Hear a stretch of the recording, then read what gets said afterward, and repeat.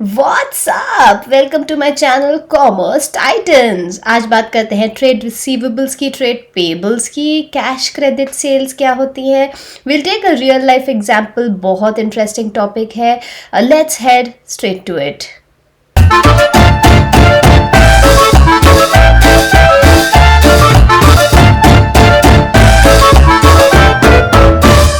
Alright, trade receivables, trade payables, cash credit sale क्या होते हैं? These are all interrelated topics. That's why we have covered it in one.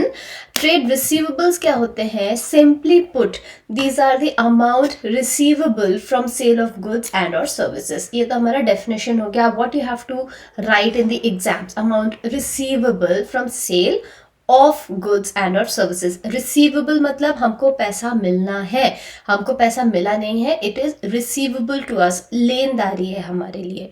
From sale of goods और services मतलब it arises in the normal course of business. आज हमारा जिस भी काम का बिजनेस है, suppose if I have a stationery business, तो स्टेशनरी बेचकर जो मेरे को नॉर्मल कोर्स ऑफ बिजनेस मतलब स्टेशनरी बेचकर मेरे को जो पैसा मिलता है that is a trade receivables. तो हो सकता है कि स्टेशनरी बिजनेस में कभी मेरा कोई फर्नीचर पुराना हो गया, मैंने उस फर्नीचर को एक्सचेंज करके दूसरा फर्नीचर ले लिया, उस पैसे से जो हमारे को रिसीवेबल अराइज होता है that is not a trade receivable, it's not a trade transaction. ठीक है, वो हमारी अदर इनकम में आ जाएगा या अदर रिसीवेबल्स में आ जाएगा। That's not from our main course of business. Fine.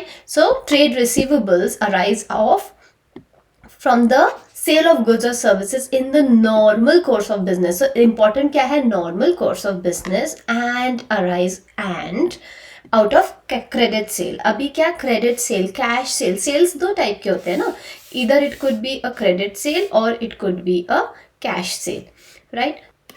Okay, तो sale could either be a credit sale या फिर it could be a cash sale. Let's take an example. Mummy को ऊपर से सामान निकाला था, ऊपर लॉफ्ट होता है ना, थोड़ा ऊपर रखा होता है, तो मम्मी ने पिंटू को क्या बोला कि सुन ला, मेरे को ऊपर से सामान निकाल के दे। ठीक है, वो पिंटू एक टेबल पे चढ़ा, ऊपर से सामान निकाल रहा था। मम्मी गुस्सा कर रही कि देख टेबल पे मत चढ़ के निकाल, टेबल मेरा टूट जाएगा। पिंटू को सुनना नहीं, उसको लग रहा है कि जल्दी से मैं सामान मम्मी का निकाल के बाहर चला जाऊं। उसने सामान निकाला, वाकई टेबल टूट गया। टेबल टूट गया, मम्मी बहुत गुस्से में, मम्मी इतनी गुस्से में, उन्होंने कहा तू ही टेबल मेरे को दूसरा ला के देगा। पिंटू के पास तो पैसे नहीं है, उसने क्या सोचा, चलो अभी तो बात संभालने के लिए मैं जाता हूँ और देख के लाता हूँ, कहीं से मेरे को कुछ जुगाड़ हो जाए, मैं टेबल लेकर आ जाता हूँ। बाहर गया, सोचता रहा क्या करूँ क्या करूँ। याद आया कॉलोनी में शर्मा अंकल जो रहते हैं ना, उनकी फर्नीचर की दुकान है। वो उसने कहा कि चलो फर्नीचर की दुकान है, उनसे जाके पूछते हैं कि आप हमको उधारी में दे दो, बाद में अगले महीने अपनी पॉकेट मनी से मैं उनको पैसे दे दूंगा। वो गया शर्मा अंकल के पास, शर्मा अंकल ने बोला आओ बेटा, कोई बात नहीं, तुम्हारे घर की दुकान है, ले जाओ तुम टेबल। उनको भी पता है कि पापा मम्मी से पैसे ले लेंगे इसने नहीं दिए तो। अब उसने एक टेबल चूज किया, 7,000 का टेबल आया। शर्मा अंकल ने पिंटू को टेबल दे दिया, पिंटू टेबल घर लेकर आ गया। अब शर्मा अंकल ने क्योंकि अपने बिजनेस में से एक टेबल दिया, ये उनके लिए क्या हो गई, it would be a sale for him. उन्होंने ये सेल किया, क्योंकि इस सेल के बदले में उनको तुरंत कैश नहीं मिला। अगर पिंटू 7,000 कैश लेके जाता तो वो क्या बोलते हैं कि मेरे को कैश मिला अगेंस्ट माय सेल्स, मतलब डेबिट व्हाट कम्स इन, क्या क्या आया, हमको मिला cash, against what, credit all income और गेन्स। हमारे को सेल हुई, उस सेल के बदले में हमको मिला कैश। इस केस में कैश तो मिला ही नहीं, पिंटू के पास कैश था ही नहीं, तो क्या शर्मा अंकल इसको अपने बुक्स में रिकॉर्ड नहीं करेंगे? ऑफ कोर्स करेंगे। This is a financial transaction, financial transactions को हम अपने बुक्स में रिकॉर्ड करेंगे, पर कैश में तो रिकॉर्ड कर नहीं सकते, पैसा तो बढ़ा ही नहीं, कैश बैलेंस टैली नहीं करेगा, तो किस हेड में हम उसको बुक करें? उसके लिए होता है ट्रेड रिसीवेबल्स, या फिर अभी आप समझो it is like debtors. Debtors मतलब हमको पैसा मिलना है, लेनदारी। तो instead of cash we say debtors debit to sales, sale की बदले में हमको डेटर्स मिल गए। जब इन डेटर्स के बदले में हमको पैसा मिलता है, तो व्हाट अगेन वी से अब हमको कैश मिला, डेटर्स हमारे चले गए, डेटर्स कैंसिल हो गए, we are again left with cash to cell.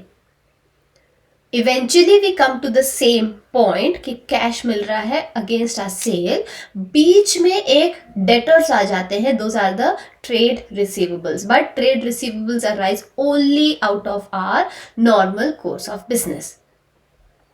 Okay, trade receivables, अब ट्रेड रिसीवेबल्स हम बोलते हैं, डेटर्स बोलते हैं, काफी इंटरचेंजेबली भी हम यूज कर लेते हैं इन वर्ड्स को प्रैक्टिकल लाइफ में, बट ट्रेड रिसीवेबल्स में it comes not just these debtors, मतलब पिंटू के एग्जांपल में पिंटू का ही नहीं, उसके अलावा there something called bills receivable. Bills receivables होते हैं, बिल्स रिसीवेबल मतलब क्या, ये जो हमको सपोज पिंटू हमारा डेटर है, ठीक है, हमने एक बिल्स रिसीवेबल, एक नोट इशू कर दिया, उस बिल्स रिसीवेबल को it is a valid legal document जिसको हम ले जाके बैंक में भी डिस्काउंट कर सकते हैं। अगर हमारे पास खाली डेटर्स है तो क्या हम बैंक को जाके डिस्काउंट कर सकते हैं? हम बैंक को बोले कि आज हमको पैसा जल्दी चाहिए है, मैंने पिंटू को बोला था मैं अगले महीने पैसा लूंगा आपसे, तो मैं उसके पहले तो जाके उनसे पैसा मांग नहीं सकता हूँ। आज अगर मेरे को 10 दिन बाद ही पैसा चाहिए है, मैं सोचूं बैंक के पास जाके कि डेटर्स ले लो और मेरे को कैश दे दो, ऐसा नहीं हो सकता। उसके लिए हमको एक लीगल डॉक्यूमेंट चाहिए होता है to do that, and that is called our bills receivable. उस लीगल डॉक्यूमेंट के अगेंस्ट बैंक हमको थोड़ा सा कमीशन लेकर हमको पैसा दे देता है और बोलता है कि मैं इनके बदले में, तुम्हारे बदले में मैं डायरेक्ट पैसा पिंटू से इकट्ठा कर लूंगा।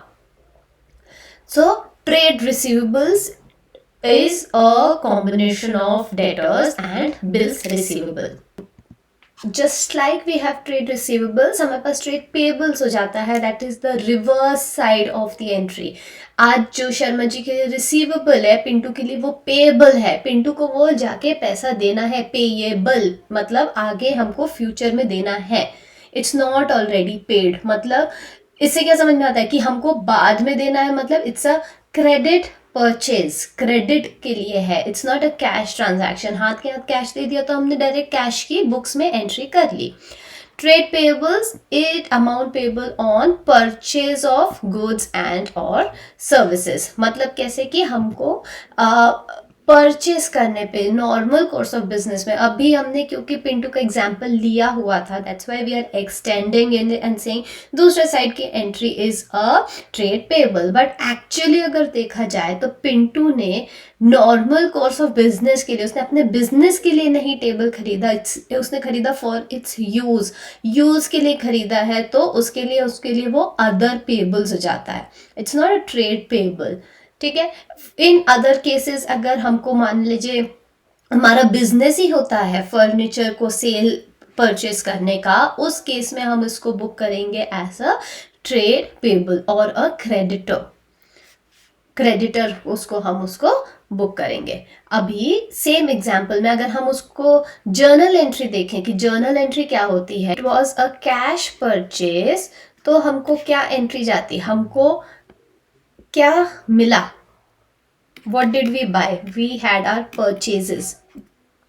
ठीक है, हमने अपना फर्नीचर खरीदा, बदले में अगर हमारे को कैश जाता, क्रेडिट व्हाट गोज आउट, अगर हमने तुरंत कैश या बैंक हमने चेक इशू कर दिया against that for that purchase, तो हम उसको बोल देते हैं टू कैश या बैंक। बट इस केस में क्योंकि हमने पैसा तुरंत नहीं दिया, हम उसको बुक कर लेते हैं in our books of accounts as a creditor. हम बोलते हैं कि हमको इतनी देनदारी है, हमको इतना पैसा देना है, इन फ्यूचर हमको देना होगा, डिपेंडिंग अपॉन 1 महीने बाद, 2 महीने बाद, 3 महीने बाद, जो भी हमारा अग्रीमेंट होता है, हमको वो पैसा देना है, देनदारी है, राइट।